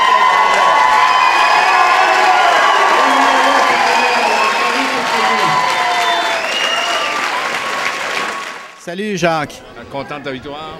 Oui, je suis très content. Je suis très content que les gens de Longueuil aient décidé de me renouer leur confiance. Là, je les en remercie d'ailleurs. Pour moi, c'est une grande fierté d'être le député de Marie-Victorin. Puis je veux dire aux gens de Longueuil que, excusez-moi, là, j'ai chaud en tabarouette. Mais d'être le député d'un nouveau gouvernement aussi, non? Oui, voilà, c'est ça. On est effectivement, il semble bien qu'on va former le gouvernement. Donc ça, c'est une très, très bonne nouvelle. Au moment où on se parle, on ne sait pas si ce sera un gouvernement minoritaire ou majoritaire. Mais à tout le moins, il semble clair qu'on va former le gouvernement. Alors, première femme première ministre, hein, c'est quand même quelque chose. Depuis toujours, la prospérité des peuples est fondée sur l'éducation, sur le savoir, l'école obligatoire, l'innovation, la recherche sont au fondement de la prospérité qu'ont connue les sociétés les plus avancées depuis quelques siècles. Ce qui était vrai hier l'est encore aujourd'hui pour le Québec, un Québec qui se démarque déjà, mais qui doit se démarquer encore davantage par son esprit d'innovation, d'avancement du savoir. Le savoir demeure également la voie par excellence de l'enrichissement individuel et de la mobilité. Une immense fierté de faire partie du cabinet de Pauline Marois, qui est la première femme première ministre du Québec. Vraiment, là, je peux pas vous dire, c'est un métier que je connais, celui de la politique. Je suis heureuse d'accéder au Conseil des ministres, bien sûr, mais aux côtés de Pauline Marois, c'est vraiment quelque chose d'exceptionnel aujourd'hui. dans vos fonctions principales aussi. Je suis ravie parce que l'éducation, vous me connaissez assez pour savoir que c'est des dossiers que je porte en moi depuis très, très longtemps. Puis les défis sont immenses, donc je sens que j'aurai de quoi m'occuper vraiment pour les années à venir. Puis en même temps, ce qui me fait plaisir, c'est de penser que même si on est un gouvernement minoritaire, dans le domaine de l'éducation, je suis à peu près sûre que les gens vont vouloir qu'on travaille ensemble dans la même direction. Là. Tout le monde comprend qu'investir dans l'éducation, comme l'a dit Mme Marois, c'est investir dans notre avenir commun. Donc, je suis à l'aise avec ça. Écoutez, c'est sûr que c'est un grand moment pour moi. Je suis vraiment honorée d'avoir reçu la confiance de la première ministre Pauline Marois, qui m'a confié le dossier des ressources naturelles. Je suis vraiment heureuse. On a beaucoup de pain sur la planche, mais j'ai déjà hâte de commencer à travailler. Votre expérience à Hydro-Québec est quand même importante, là. C'est certain. J'ai fait 18 ans chez Hydro-Québec. C'est un dossier que je connais bien. J'ai eu l'occasion aussi, pendant 10 ans, de travailler avec l'industrie lourde du Québec, dont l'industrie minière. Donc, c'est aussi un secteur que je connais bien et j'ai eu l'occasion, pendant la dernière année à l'Assemblée nationale, de travailler là, sur des projets de loi les touchant. Donc, j'ai bien hâte de commencer là, demain à toucher les dossiers. Écoute, c'est un gros mandat. Parce que d'un côté, j'ai toutes les réformes démocratiques, là, par exemple, diminuer l'influence de l'argent en politique, je te dirais, dans le contexte de la commission Charbonneau, puis tout ça, c'est pas mal important, là, de diminuer donc les dons aux partis politiques, de ramener ça à 100 $. Nous, on pense que ça va contribuer à nettoyer le système et ça va contribuer à diminuer la corruption, justement. La Chambre de commerce et d'industrie de la Rive-Sud se montre satisfaite de la place qu'occupera dorénavant la Rive-Sud à l'Assemblée nationale. Martin Forcier, le président de la Chambre de commerce sortant. Provinciale. Donc pour ça va aller super bien. L'économie va bien, les taux d'intérêt sont bons, puis on est conscient qu'il y a beaucoup de travail à faire pour mettre la Rive-Sud à l'endroit où elle mérite d'être, c'est-à-dire en premier rang. Mais on pense bien qu'on va y arriver. Vous avez demandé des choses comme le bureau des projets installé sur la Rive-Sud, ça semble le contraire. Là. C'est un détail, on a demandé le bureau des projets.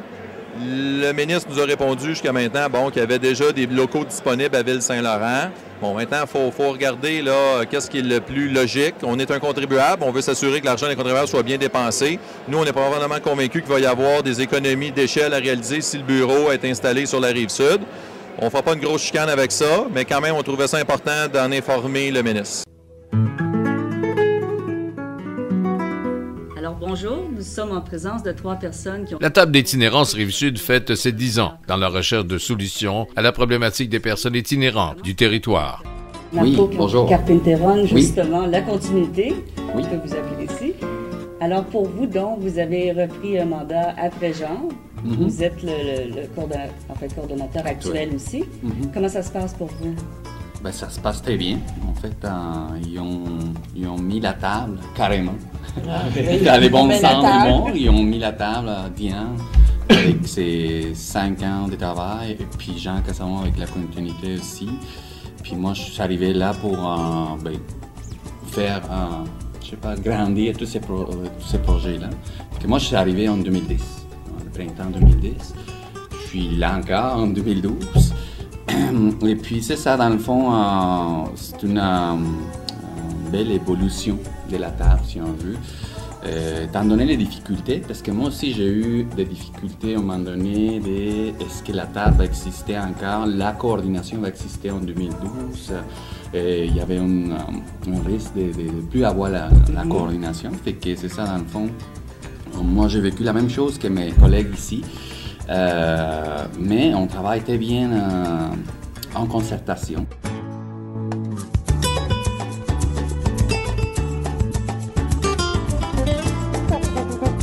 La Nuit des Sans-Abri cible la jeunesse. 200 personnes ont marché à la 15e marche de la Nuit des Sans-Abri. Alors, on doit remercier les partenaires qui font que cette nuit est réalisée. On va remercier aussi, en profiter pour remercier la commission scolaire Marie-Victorin, qui a été ouverte pour une 2e année. Alors, dans les écoles Jacques Rousseau, Thérèse-Fillon et Saint-Jean-Baptiste, il y a eu une dizaine d'intervenants qui sont allés travailler avec les allons vous dire merci beaucoup à la commission scolaire. Bonsoir. Alors, vous participez à la marche des sans-abri? Ben, c'est important, surtout ce soir avec la pluie, parce que c'est ça la réalité. C'est quand t'es dans la rue, tu choisis pas la météo. Pensez-vous que le message va passer là, pour donner un peu plus de, j'allais dire, un peu de pesos, là, justement, aux organismes qui s'occupent des sans-abri? Ben, je pense que de donner des pesos, c'est évidemment un objectif, mais c'est aussi d'attirer l'attention sur le fait que quand ces gens-là, quand tous ces organismes-là font du bon travail, on les voit pas. Aujourd'hui, on se fait... Il y a aussi les 7 tables de vie de quartier qui regroupent des personnes qui travaillent à la réalisation de milieux de vie adéquats et sécuritaires pour les résidents et résidents du quartier. La CDC de Longueuil boucle l'année 2012 et est parée pour 2013. Maryse Drouin est directrice générale de la CDC. Quand des fois on est dans des situations plus difficiles où on a des grandes décisions à prendre, alors je trouve que c'est un beau moment aujourd'hui. Qu'est-ce qu'on a eu comme situation, sans vouloir trop tourner le fer dans la plaie, les choses les plus difficiles qui se sont passées cette année? Bien, je dirais que quand on fait le bilan, justement, ce matin, j'écrivais dans un article pour notre vie interne, et je disais ce qui est plus difficile, c'est que les défis sont de plus en plus grands, les enjeux. Comme CDC, on est beaucoup sollicités, mais il n'y a rien qui vient de personne pour nous financer dans ce qu'on fait. Alors, on a toujours le même montant, puis je dis pour nous, mais c'est pour la majorité des organismes communautaires qui sont ici, mais aussi en Montérégie. Donc, on fait des choses pour d'autres, mais finalement, bien, cet argent-là ne sert pas vraiment pour nous. Alors, j'étais dans une grosse réflexion ce matin, alors... On est ici pour demander à notre ministre responsable de la Montérégie, Mme Marie Malavoie. Financement des organismes communautaires, la Trochem réclame 22 millions pour soutenir l'action bénévole et communautaire auprès de la population. La table régionale des organismes communautaires et bénévoles de la Montérégie, la Trochem, cogne à la porte du bureau de Marie Malavoie. À la veille du budget, ce qu'on demande, c'est au gouvernement de faire un effort de véritable reconnaissance des organismes communautaires, du travail des organismes communautaires en Montérégie et partout au Québec. Notre demande est de 225 millions. Nous nécessitons 225 millions pour être capable de répondre adéquatement à notre mission, c'est-à-dire nos 3000 organismes au Québec ont besoin de ce montant-là pour être capable de bien répondre, réaliser leur mission. Alors, on souhaite que le gouvernement va aller de l'avant, va répondre à nos demandes. On pense que c'est plus que nécessaire. Le travail des organismes communautaires est essentiel dans la communauté en Montérégie et partout au Québec. Alors, on espère avoir une réponse positive de ce gouvernement, du nouveau gouvernement.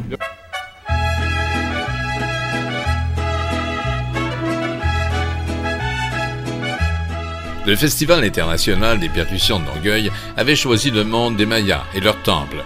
Dans l'antre du chapiteau, les gens ordinaires ont côtoyé le mystère du monde des Mayas, en musique, en histoire et par la beauté de l'être humain.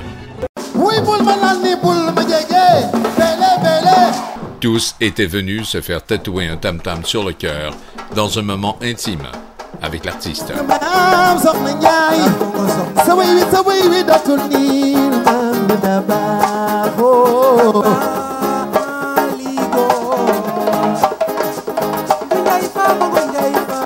Sur le parcours du festival, il y avait toute une atmosphère de village et ses boutiquiers, des objets d'art, des vêtements et des instruments de musique, entre autres, attiraient notre regard et surtout notre compulsion à l'achat.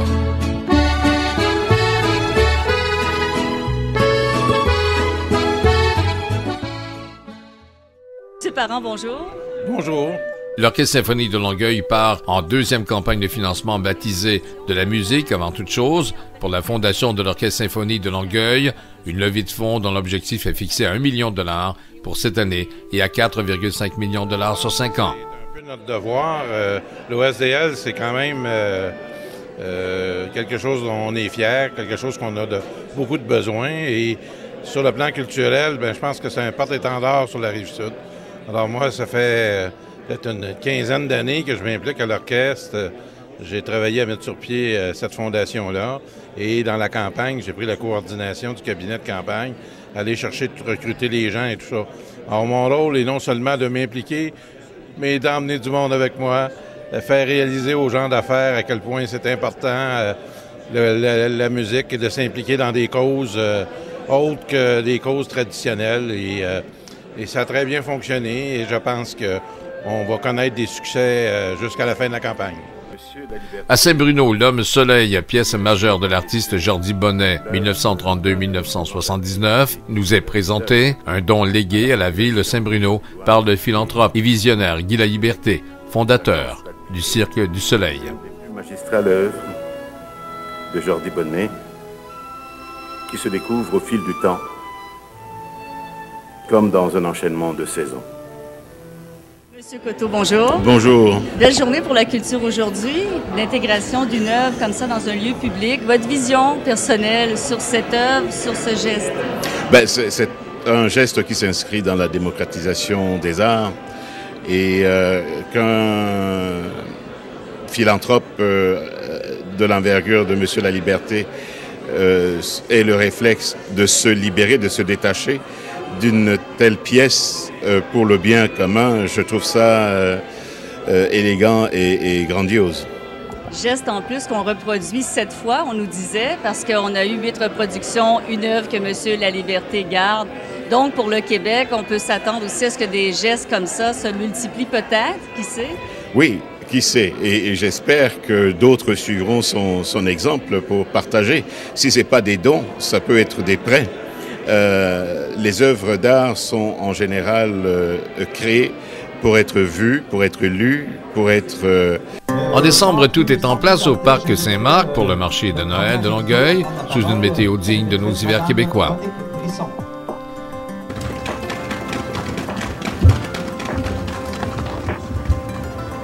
Alors, distingués invités, Monsieur le ministre, Mesdames et Messieurs les députés, chers collègues, chers citoyens, le comité organisateur, la directrice générale, Monsieur le Président, avec toute la chaleur de notre mairesse, Mme Caroline Saint-Hilaire, je vous souhaite la plus cordiale des bienvenues à cette 6e édition du marché de Noël et tradition de Longueuil.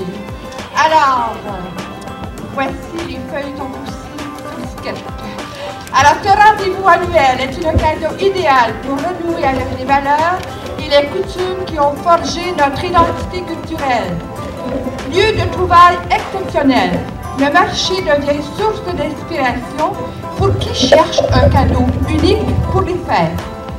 Avec leurs détails multicolores et leurs marchandises originales, nos artistes, artisans et producteurs sont prêts à vous recevoir et à vous offrir, comme toujours, des produits exceptionnels de qualité. Donc, juste vous dire que je vais y aller vers un témoignage tout simple. Premièrement, je vais vous inviter à essayer les produits qu'on a ici. J'arrive, je viens de goûter au beignes, aux pommes. C'est un pêché et c'est extrêmement bon. C'est fait maison juste ici et je pense que ça va très bien garnir des tables lorsqu'on va recevoir des gens pour Noël dans notre belle région. On peut être fiers de ce marché-là et surtout de cette dimension très participative. Il y aura aussi des danses folkloriques que j'ai eu la chance d'essayer il n'y a pas si longtemps. Et c'est un 7 carrés, ça existe pour vrai, c'est facile. Les danses en ligne, c'est le fun, mais les 7 carrés, c'est de chez nous. Alors, passez de belles fêtes et profitons-en. Il y a des belles choses, c'est de l'artisanat, c'est des produits traditionnels, c'est notre histoire, c'est nos ancêtres. Je trouve ça formidable, c'est une belle façon de se plonger dans l'esprit des fêtes. On m'a dit que ça va se développer de plus en plus également, je trouve que c'est une excellente idée. Il doit y avoir plein de communautés qui nous envient d'avoir ça. Alors je nous félicite collectivement, je dis ma fierté, que ce soit dans le beau comté de Marie-Victorin, que ce soit à Longueuil, ici chez nous. Et j'encourage tous les gens du coin, les gens de Longueuil, les gens d'ailleurs à venir faire leurs emplettes ici. Il y a des beaux cadeaux de Noël à acheter ici.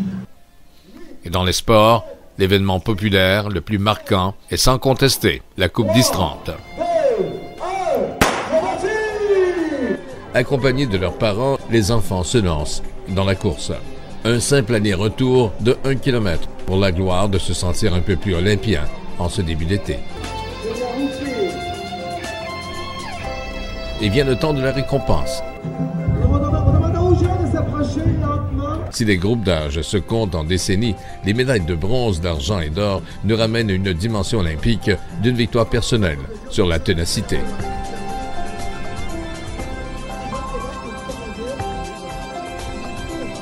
Des enfants, des adultes et des vieux coureurs, Tous et toutes se retrouvent sur le même podium, celui de s'être encore dépassé à la grande joie de l'organisateur de cette 4e édition, Éric Fournier. Je vous dirais exceptionnel, hein? Température excellente, un peu plus de 650 coureurs, on n'a pas le décompte exact, mais on dépasse les 650 participants. Niveau de compétition toujours relevé, service à la clientèle excellent, des bons commanditaires, des bénévoles exceptionnels. Je dirais tout y était aujourd'hui. C'est comme Yann Grenon, bravo à vous trois! Hey!